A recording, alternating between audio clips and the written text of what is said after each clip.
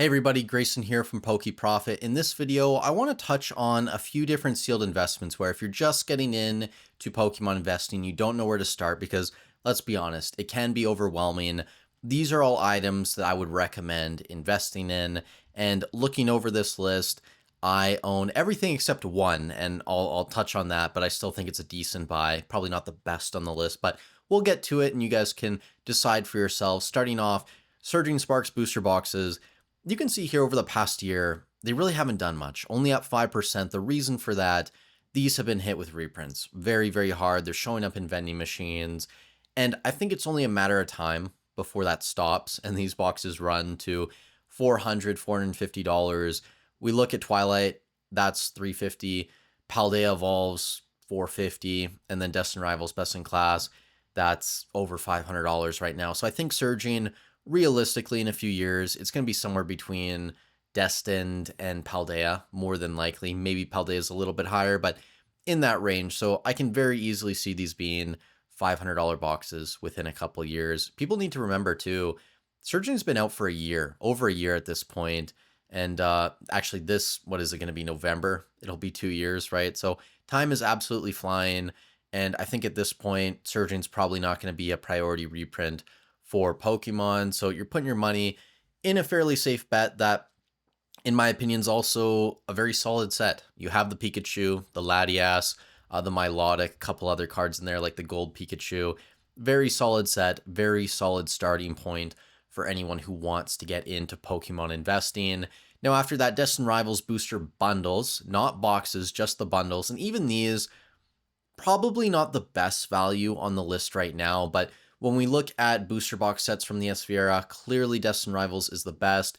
If you want some exposure, I think going through the bundles right now is probably your best bet compared to buying the booster boxes at, what are they, $520, let's call them at this point. So this way you could buy 36 packs for $340, $350, something along those lines. So I think if you want Destined, this would be the play at this moment. In the future, if there's reprints of Destin Rivals booster boxes, the price comes down, or, Dan said this last night, a few years from now, if Destin Rivals booster boxes are still $500-$600, right? Maybe at that point, once we know the reprints are done, might be worth getting the boxes. But for now, if you want Destined, I think the booster bundles, probably the best way to go about it. It's kind of the same thing with Prismatic Evolutions. Now, I still think the ETBs at $200, probably still a lot of growth there. I could see those being $400 or $500 ETBs in the future for sure, especially because, Prismatic's an amazing set, but the EV,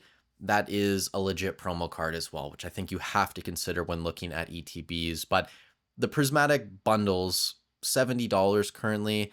They were $75 the other day. They've taken a little bit of a dive on TCG Player. If you can buy these, at GameStop or, off of Facebook Marketplace in the 60-65 range, I think it's a really solid buy, especially considering the 151 bundles, $180 now, $175. I would not be shocked within the next 2 to 3 years if Prismatic's in kind of the same category, $150 to $200 for a single bundle there. So those are all great starting points. Now, before we go talk about a few other ones, if you guys enjoy the content, I'd really appreciate if you leave a like on the video. It helps out a ton getting these videos pushed out to more people. Also, if you are looking to take TCG investing more seriously, I recommend checking out the mentorship program. It's not going to be for everyone, but buying into the private Discord, the private network, getting access to all our guest presentations. We had Alex from Nostalgianomics, Dan from Catch 'em All Collectibles. We're gonna have a lot of other people this year as well and going into next year. So if you're interested in really being a part of something much bigger than just the YouTube videos, that's the place I recommend starting. Also the consult calls, if you want to work with me one-on-one, you can definitely do that. Also affiliate links, if you guys are shopping eBay TCG Player Hobbiesville, they're free and easy to use. I get a small kickback. It helps the channel. Thank you guys so much for the support. Getting back into option number 4, Black Bolt ETBs. And this is kind of going to be paired with the White Flare ones, which this is the only product I currently don't own on this entire list.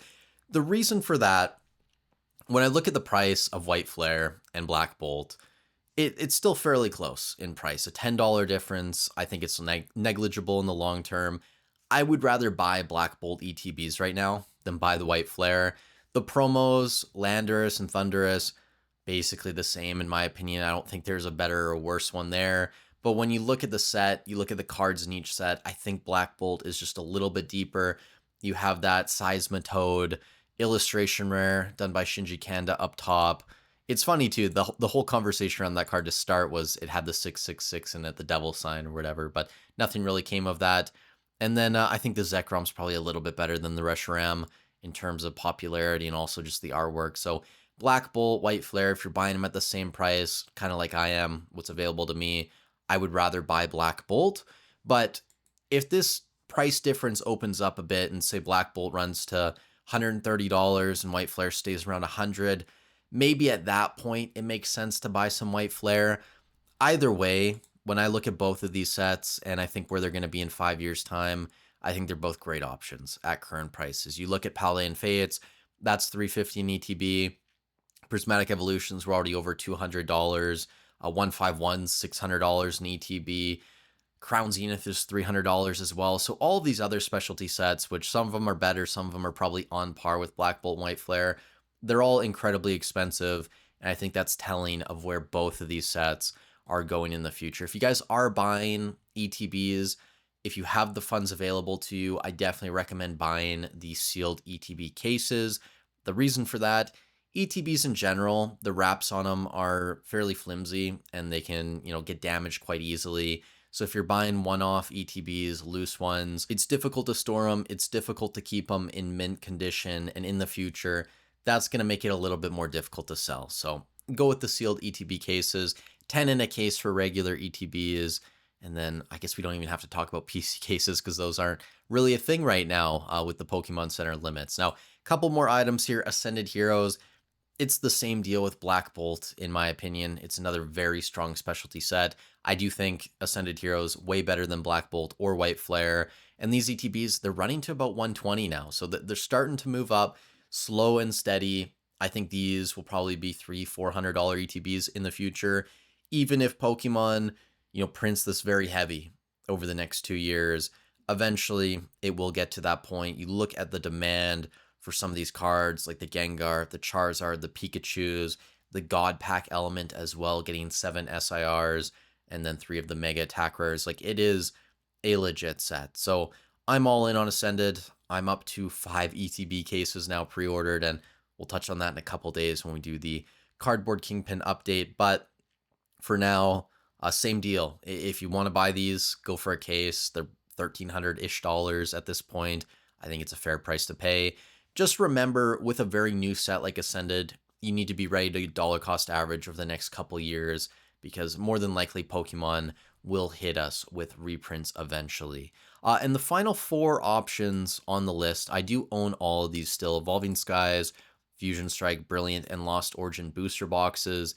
I'm throwing these in here because I know some people have told me in consultation calls in private that they don't want to come in to Pokemon investing because they see how much is being printed. They hear that number, 12 billion cards, 13 billion cards, whatever it is, and it freaks them out. And I understand if you know nothing about the space, you don't really look at the pack attrition that's going on, rip and ship culture is something that you're not really familiar with, it can be quite daunting. I get it. So for some people coming in, even after you explain to them the rip and ship pack attrition, if they still don't fully understand it or they're not comfortable with it, teach their own. You can go for older products. I mean, all of these sets on screen, none of these are going to get printed anymore. Whatever we have out there in the world is what we're going to have moving forward. The other thing too about a lot of these Sword and Shield era booster boxes, they performed very well. So I've looked at annualized ROI of Evolving. It was over 100% year over year from release up to February of last year. I haven't done updated numbers for this year, but very, very strong returns. Fusion Strike, I want to say, was over 60%. And again, that was assuming you bought at $100 a box, which was very reasonable for most of the Sword and Shield era. Brilliant, we started to drop down to around 40-45% a year, but still great returns on a booster box. Lost Origin, I think, was closer to 60. And the point too is that these are fairly safe now, right? Because that supply, it's been crushed over the past few years. A lot of these were opened, especially when, the Lost Origin reprint hit. They were $120 a box. Fusion Strike was down to 80 bucks at one point. Evolving Skies, obviously, being the set that it is, a ton of that was open too. So these are sets that you might not get the best return on over the next 5 to 10 years, but very, very safe place to put your money, in my opinion. The only thing that's really going to affect these booster boxes is if the entire market falls out. So if you're bullish on Pokemon, you're bullish on the TCG, you're bullish on other TCGs like One Piece, buying the older stuff that's out of rotation, that there's never going to be more of, probably a good call. And if I had to rank these 4 boxes too, because I know someone's going to ask about that in terms of which one to buy first, I would probably still put Evolving at the top of the list. As insane as that sounds, I'm just becoming less bullish on some of the other Sword and Shield era sets. So I'd probably still go Evolving, then I'd probably go Fusion, and then I think it's very close between Lost Origin and Brilliant Stars. Lost Origin's more expensive, $730 a box. Brilliant's, let's call it $600 right now. You definitely have more desirable chase cards in Lost Origin, with the Giratina up top being $650, $700, whatever it is right now. Brilliant, that Charizard's 200 bucks, $250, but you probably have a little bit more depth in a set like Brilliant Stars because you have the Trainer Gallery, Umbreon and Sylveon and the Mimikyu. So it is super close, and I think it just comes down to what you value, right? If you want a little bit more depth, go with Brilliant Stars. If you want the big top hit done by Shinji Kanda as well, go with Lost Origin. But I think any of those are still going to be a safe bet over the next 5 years. I'm starting to be very bullish, though, on sets like Ascended Heroes. Of course, Prismatic Evolutions, guys. This would probably be, if I had to choose one out of everything I've showed you guys on the list, Prismatic Evolutions booster bundles or Ascended Heroes ETB cases. Those are probably the 2 items right now that I would be wanting to buy the most of at this point. But you guys let me know in the comment section down below what you think. Also, thank you to everyone who stopped by the live stream last night with Dan. It was a really fun time. Hopefully we can do it again in the future. With all that said, thank you guys so much for watching the video. I hope you're having a great week. Stay safe wherever you are in the world, and I'll catch you in the next one.